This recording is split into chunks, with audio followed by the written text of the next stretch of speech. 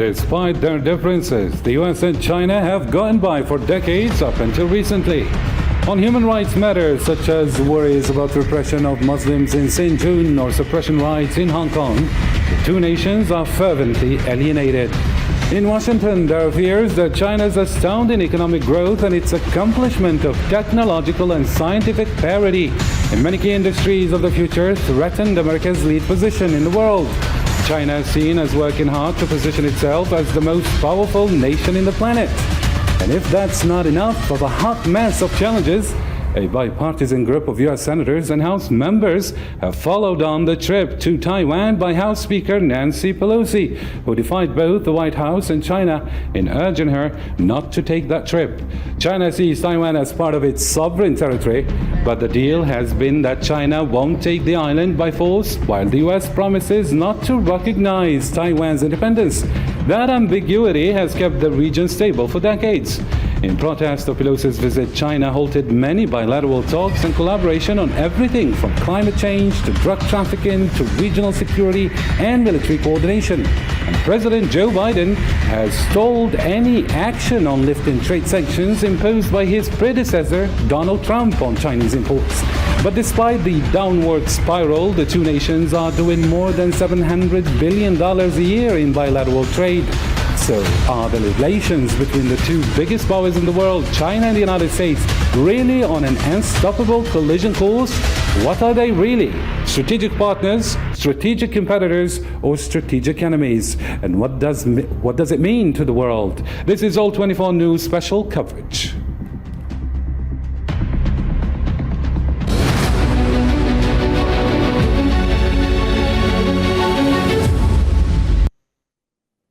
Hello again to the program, and before we delve into discussion, let's bring in the latest. China opposed the US-Taiwan initiative on the 21st century trade amid high tensions over the status of the island nation. Taiwan and the United States announced on Thursday the start of trade talks in early fall, as a senior U.S. diplomat warned that Beijing would continue to pressure the island. Beijing reacted by strongly opposing the negotiations. We demand concrete actions from the United States, to that they strictly abide by the One China principle and the three Sino-American joint communique, that they end all forms of official exchanges between the United States and Taiwan, that they refrain from negotiating or to sign agreements with the Chinese region of Taiwan of sovereign or official nature. Washington's announcement on trade initiative with the island comes after the Chinese military held massive exercises since early this month. The series of military exercises considered necessary and legitimate measures by Chinese authorities. The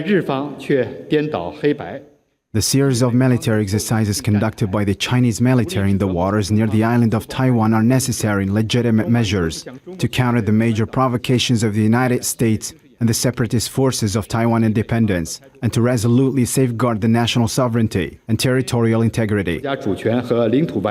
Taiwan's largest trading partner by far remains China. Last year, some 42% of Taiwan's exports went to China and Hong Kong, compared to 15% for the United States.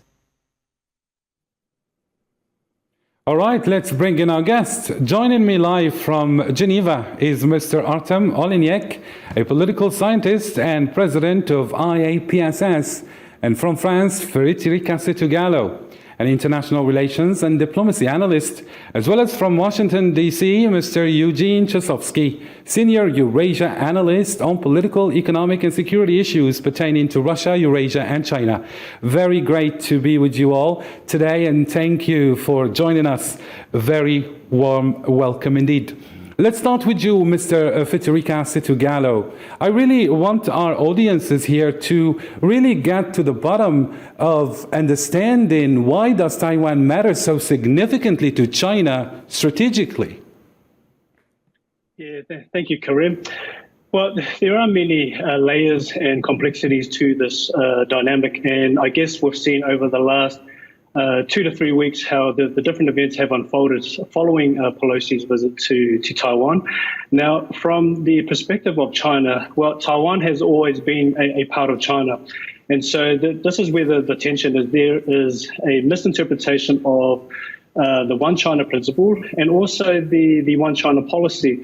And although it may seem similar and they carry somewhat the same nuances, but they do differ in a few of the details.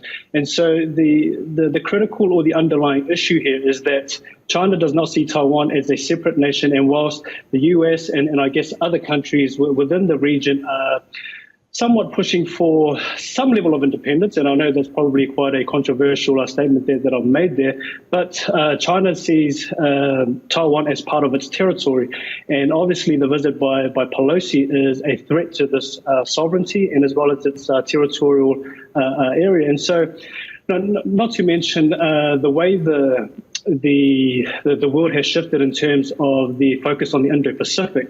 Every country has a specific strategy towards the Indo-Pacific, and so China is also aware of this notion or this strategy that countries are generating at the moment. And so, again, having a hold of Taiwan, again, it extends out to the maritime territories, and not to mention that a lot of the global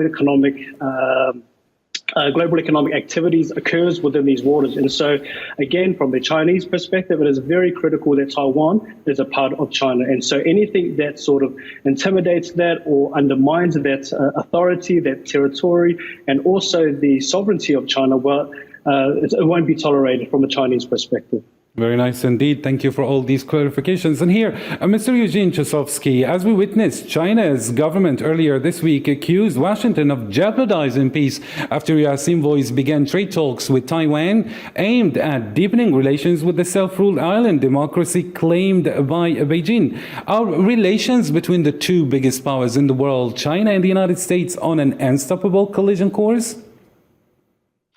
Well, I wouldn't say that the collision course is an unstoppable one, but that does seem to be the course that we're on currently. Everything that we've seen from the economic tensions to the most recent military exercises that China conducted following Speaker Pelosi's visit, seems to be on an escalatory path.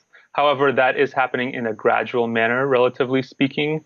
And I think that, China is obviously pursuing, while it's clearly pursuing a reunification, I think it wants to pursue that in a peaceful manner, unlike, for example, what Russia has been doing in the Ukrainian conflict. So I think from the Western perspective and from the U.S. perspective in particular, it's important to not get tensions to such a high level that kind of military activity becomes inevitable, and instead pursue some kind of understanding or at least limit the potential for escalation in a military sense.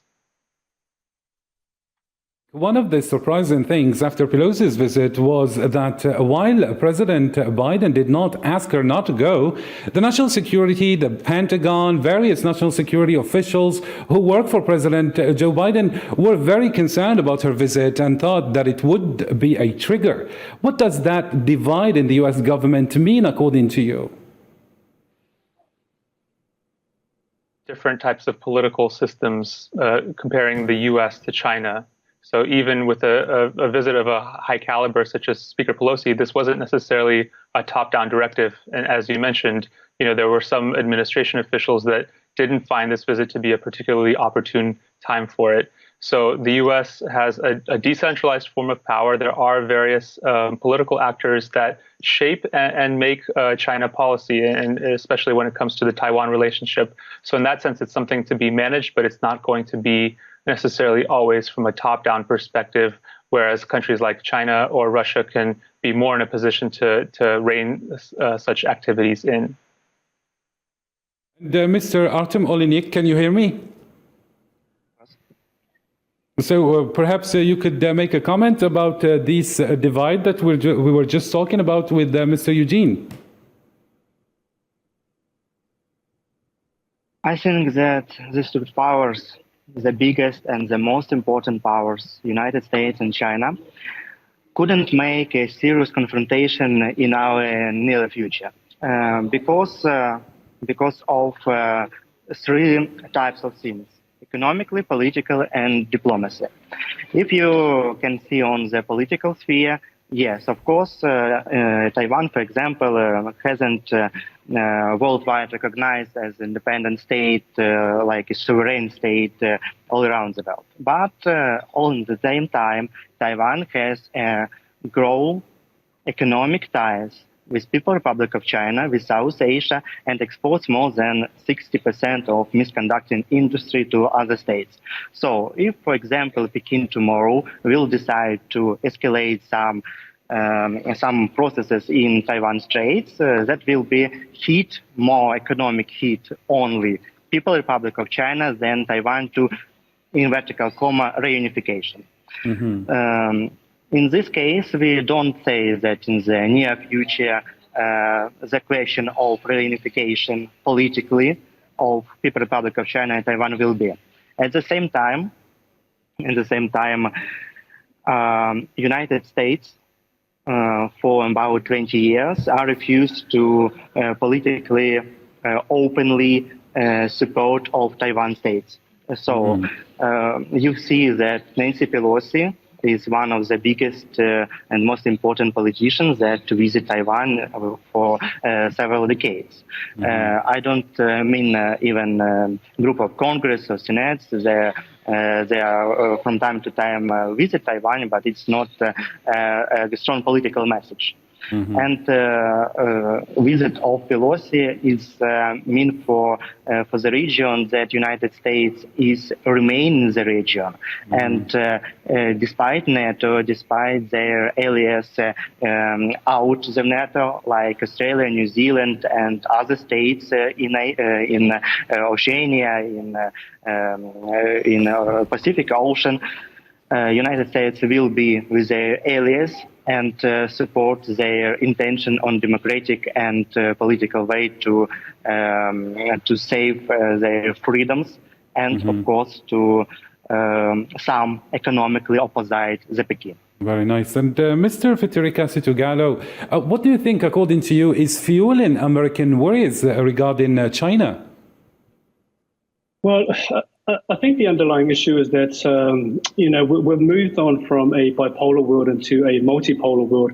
But I guess there are still some level of remnants, with, hegemonic entitlement. And so there's an underlying issue that, the United States want to have a strategic position, especially within the Indo-Pacific. And so when you look at this the strategy, well, I guess this also, generates the foreign policies that will somehow deter the rise of China. And so if you look at some of the activity that's occurring in the Indo-Pacific, as one of our distinguished panelists has mentioned, there has been some developments of particular security pacts, as well as other military conversations happening, whether that's through the Quad or whether that's through AUKUS. So again, the United States has its own interests within the Indo-Pacific area and has been quite strategic in terms of formulating these particular pacts or groups.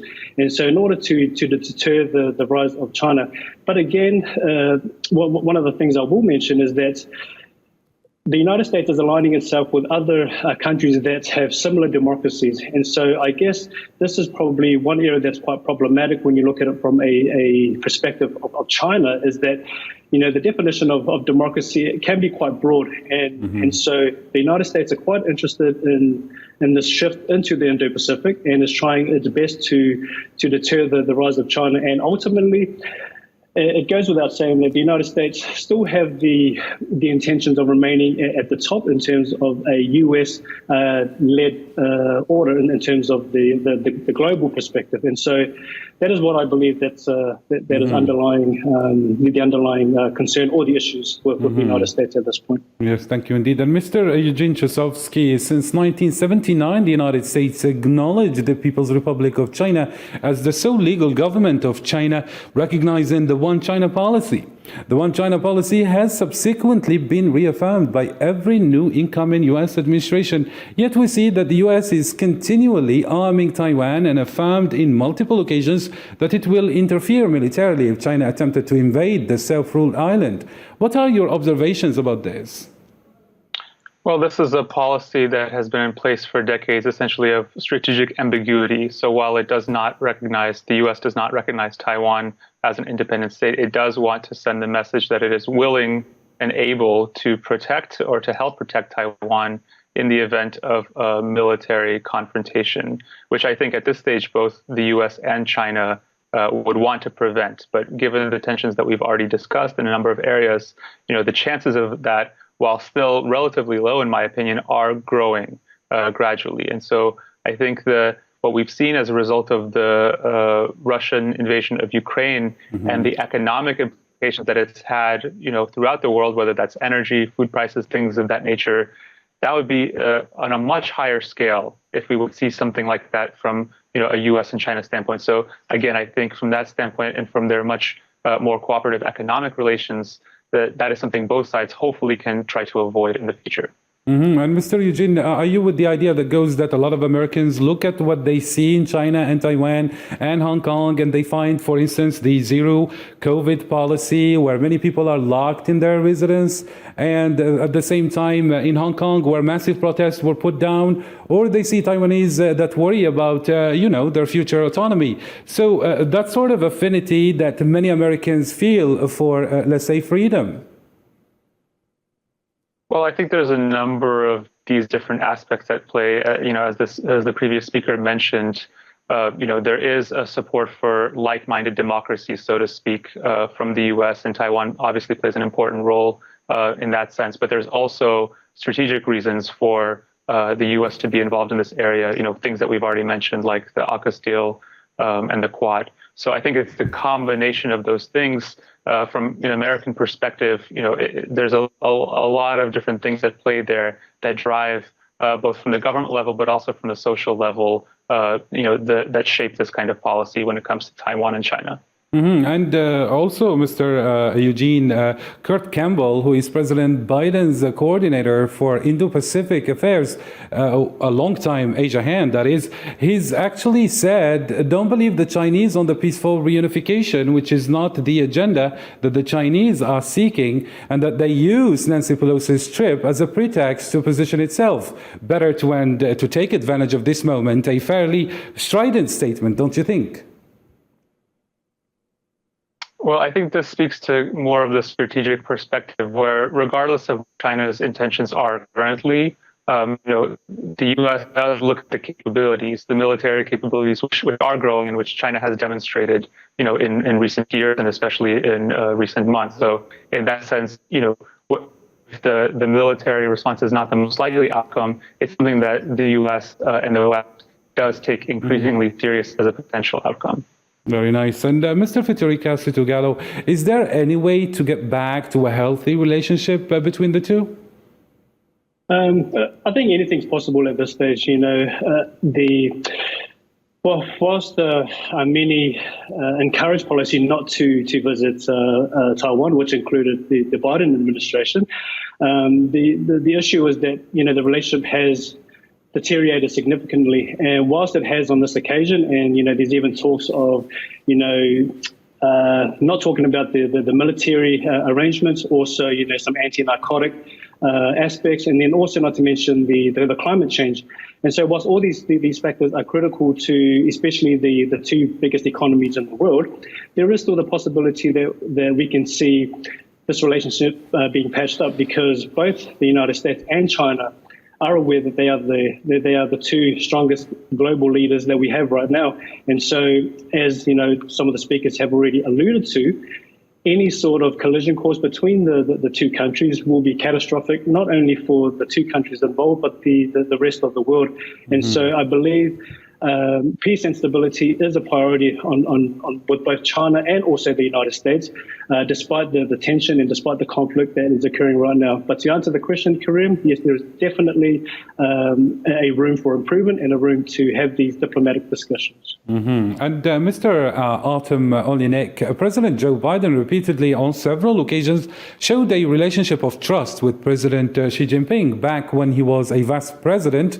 And there seemed to be some kind of a relationship of mutual respect between the two. Do you think there is still that mutual respect now and trust that apparently is spoiled by these recent incidents? Yes, you can see that president of the People's Republic of China, the head of the Secretary General of the Communist Party of China, will go on the third election, and maybe he will be the head of China until his late years. So while President Joe Biden was vice president, we can see that he was on the side of some ambitious and pro-Chinese policy in this meaning that China can be part of the democratic and of the open society, open world. But after 2012 or 2014, and the United States and Europe has recognized that People's Republic of China is a great competition. And in this competition are two blocks in the European market and American market will be compete together. But in political way, President Biden not will be the strong partner of the Xi Jinping. I think that in this case we can say about some negotiations that can make a new agreement, for example, for the region, but not prospect for the understanding of the China's policy and economic vector in the Euro-Asian sphere. Mm-hmm. And Mr. Eugene Chosovsky, while the United States continues to declare support for the existing international order, U.S. action indicates a much more ambivalent and at times hostile attitude towards the web of multilateral bodies, organizations, and institutions that have shaped the post-World War II period. In this context, how far the tensions between China and the U.S. could go, according to you? And does America now have an obligation to defend Taiwan if it's attacked? Global states. So relation between USA and Taiwan and China, it's not only Taiwan and not only Ukraine or not only supply chains. Mm-hmm. These states will be started their conversation to agree about weaponry system, defense systems, about their maybe borders in Yellow Sea. Between People's Republic of China and the allies of United States, and many other questions that China now couldn't decide with the United States on the high levels due to some specific of United Nations organization or other international organizations. So it's only a question of time when China and USA sit on the table and form a new format. I think after the war in Ukraine, after the victory of Ukraine after the Russian invasion on Ukraine, some specific organization or agreement maybe will be built in short time after the end of the crisis. Indeed. Apparently we had a connection problem with Eugene, and you were answering that to save the day. Thank you. So technically I move on to Mr. Fitteritka. What is China's grand strategy today, according to you? Well, again, there are some critical events that are occurring in the near future. We have the 20th Congress meeting that's occurring in November for the Chinese Communist Party. So that is quite a significant event in terms of what is going to outline the grand strategy. But I think from all the available data that we have, again, reunification is probably top priority on the CCP's agenda.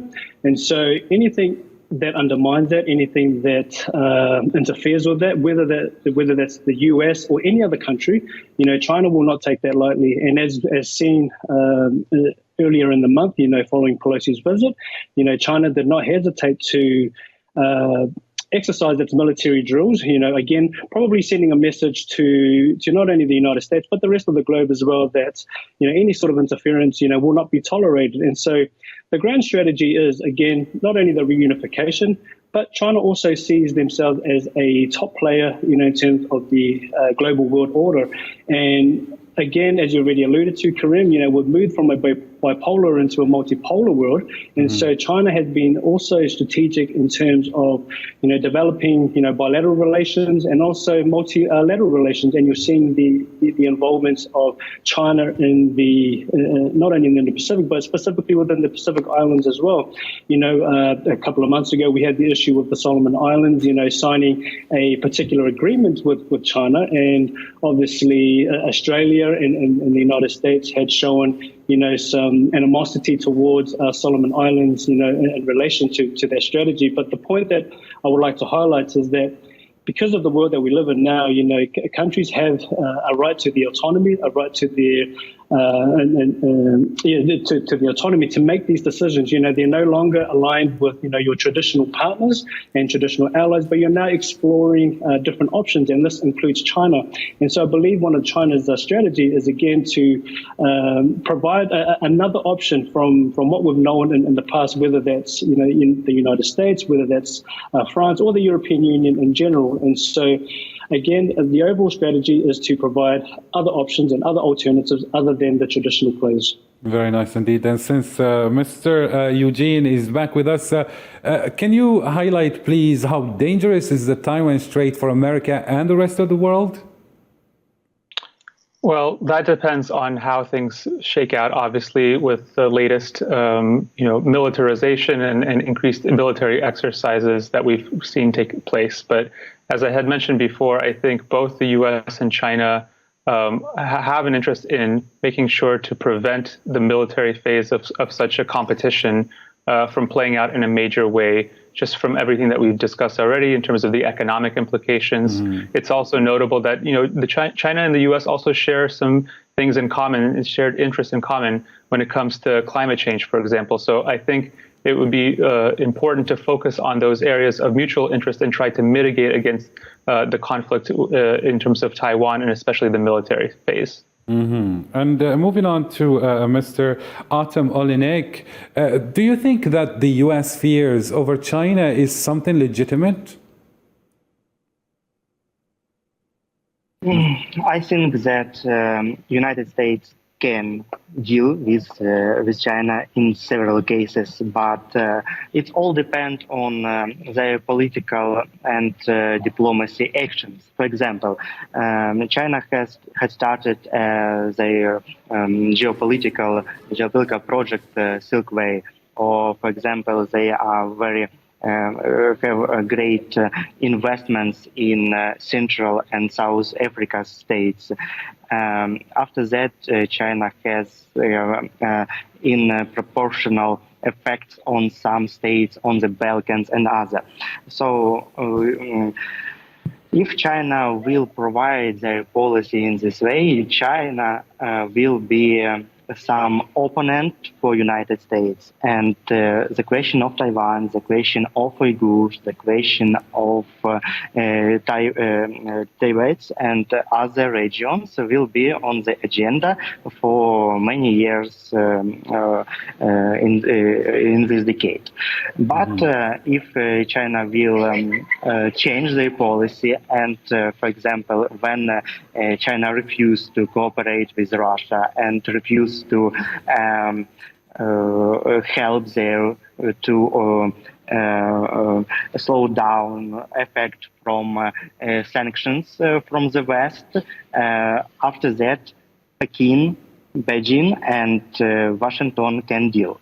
But without their strategic and global equations, no new agreement and no new policy will be. Very nice indeed. And as a final question, Mr. Federica Setugalo, how do you see the future of relations between the two big powers?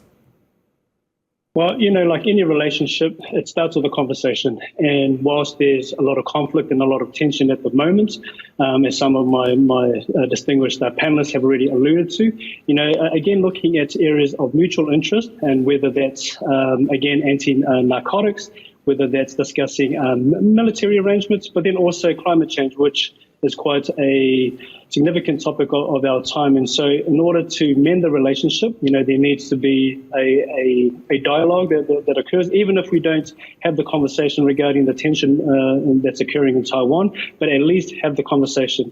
And from there, we can take it step by step. But at the moment, there is a lot of tension. There's a lot of misinterpretations, in relation to the One China principle, the One China policy. And so, as I mentioned earlier, we can make amends, and I think there's great hope. Like I mentioned earlier, I don't think we're going to war tomorrow or even in the near future. And I believe that both China and America is advocating for peace and stability, not only in the region but also around the world. But however, the definition of what this peace and stability looks like may differ slightly. But again, if we start with the mutual interest, we can make some progress on the current Sino-US relations. Thank you so much. We reached the end of our special coverage for today. And as you followed, we talked about the future of US-China relations. It seems that top global powers will always struggle for dominance, brinksmanship, and rivalry, features that will mark the relationship forever. But the catalyticism that would come if the US and China work harder to separate than to cooperate would probably doom us all. Special thanks for our guests for your thorough analysis, and special thanks for you, dear viewers, for keeping it here on All 24 News. This was the special coverage with me, Karim Fazakri. Bye for now.